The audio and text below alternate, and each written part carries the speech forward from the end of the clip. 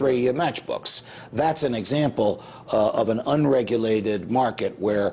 or less regulated. Less regulated. There isn't anything. The other day, that's one of your other lies, is that there is no free market. Correct. The other day at Fox News, I challenged my friends on the business side, can you think of any area of human behavior free from government regulation? The great Charlie Casparino said to me, the elevation of the host at Mass. I said, but the contents of the host and the salary of the baker that cooks the host is regulated by the federal government. Talk a little bit about how did your worldview get started? Because you are you're a constitutionalist. A few years ago you would have been called a conservative. You're much more libertarian now. What are the roots? You're from New Jersey. Is that where it all starts? Is there something in the water? When I was a teenager, I read 2 books that had a profound influence on me. One was Orthodoxy by G.K. Chesterton, and the other was The Conscience of a Conservative by Senator Barry Goldwater, to whom this book is dedicated. Both showed me the teaching that I found so attractive, which is the following. The individual is greater than the state. The free market is utterly indispensable to human prosperity, and an unrestrained government will eventually seize all property and take all liberty. So if you ask me what I do, I tell you that I'm a night watchman. I watch the government under cover of darkness, because when no one is looking, it will steal our property and our liberty. My views modified over the years.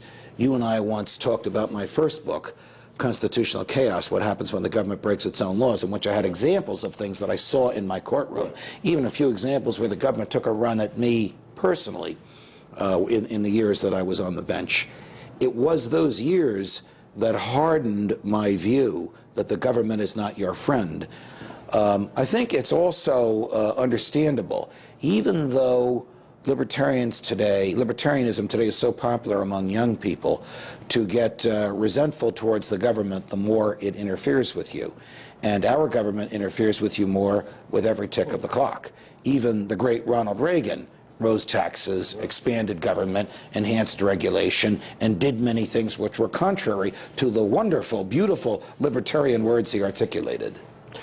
How do you feel about the current moment? On the one hand, we have this growth in tea parties and people saying we need to restrain government, younger people being more libertarian. At the same time, the nanny state continues to grow. We've just witnessed a government run at health care. Who's winning, who's losing? What does this say about the fight for freedom or liberty? It says that Jefferson was right, that in the long run, government and order would increase and liberty would decrease. Now, you can say blacks have more freedom, women have more freedom, gays have more freedom. The government now enforces civil liberties. But think about the example of, can you think of anything free from federal regulation? It's almost impossible to do it. The reason these chairs that we're on now have 5 legs is because of an act of Congress. The strength of the water pressure in your shower, an act of Congress. The size of the toilet bowl, an act of Congress. The leather in our shoes, the tanning process, an act of Congress. None of this is in the Constitution. But the public blithely accepts it. Unless these things are challenged at every front, the nanny state will be upon us, and sooner or later the government will run out of other people's money. And that means the government will own the means of production, and there will be no freedom left. So are you optimistic that government can be beaten back, or is it an endless kind of struggle? It's Moriarty and Holmes going over Reichenbach Falls. I think we are about to witness one of the last great battles for freedom, which is the effort of the Tea Party movement, the Liberty movement, something you've devoted your professional life to, and I've devoted my present career to promulgating. We'll take on the government in the ballot box. And if it prevails, government will recede. The government once drew to it people who loved liberty. It now draws to it people who love power. In my view, we don't have a 2-party system. We have a 1-party system, the big government party. It has a Republican wing that likes war and deficits and assaults civil liberties. It has a Democratic wing that likes welfare and taxes and assaults commercial liberties. Between the two of them, there's hardly a liberty they're unwilling to assault. But neither of them is willing to stay chained down, as Jefferson used to say, by the Constitution. The most liberal justice in modern times William O. Douglas said the whole purpose of the Constitution is to keep the government off the people's backs, even though most of his votes were to help FDR get on the people's backs.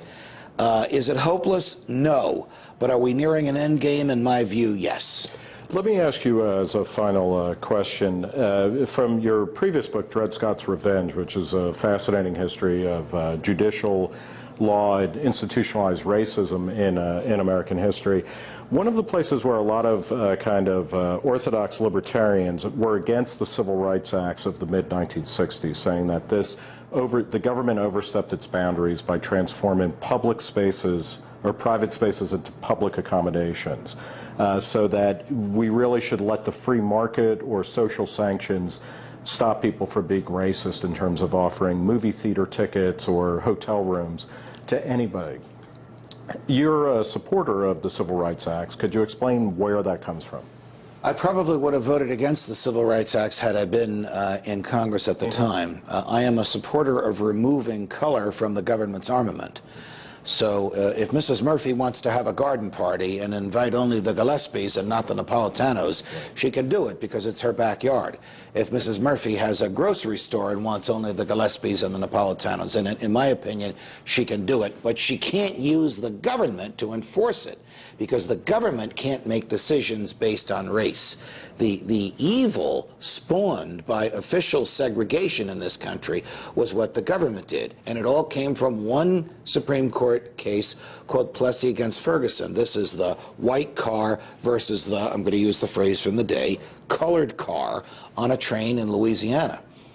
This was not, the defendant was not the train company. The train company wanted the races to mingle. The train company wanted to make money. They wanted to sell as many tickets and have as few cars as possible.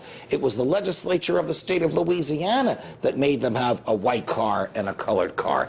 And the Supreme Court of the United States let them do it under the so-called separate but equal doctrine. If Ollie's Rib Pit doesn't want to serve Italians, I think he has the right not to serve Italians. But he can't call the police when an Italian shows up. Okay. I want to thank Judge Andrew Napolitano, author of the New York Times best-selling book, Lies the Government Told You, a chief legal analyst for Fox News, and a friend of freedom. Thanks for talking, And Judge. a friend of yours. Thank you, Nick.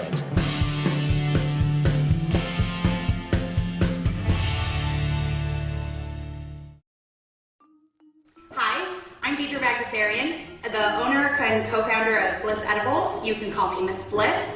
I'm here to talk to you about a few myths that people have about edibles. We're just going to use a traditional commercial box brownie mix just to teach you how very simple edibles can be. Because it's not just about being able to cook, it's about creating a delicious extraction to use in your cooking so that you don't have that strong grassy ganja flavor that can sometimes be really bitter and unpleasant in edibles. So I'm going to be cooking with this, and I want to treat it like an extract and only use it maybe a teaspoon to a tablespoon at a time. So I'm only going to cover my buds. That's it.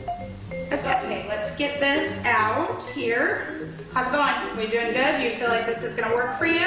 You guys can do this at home, I promise. Start slow until you really get to know your personal dose. And check us out and what we do, and browse around Unican, and we'll make some more of these videos and do some advanced cooking classes for you and have some fun. So thanks so much for being here, and I really appreciate your time.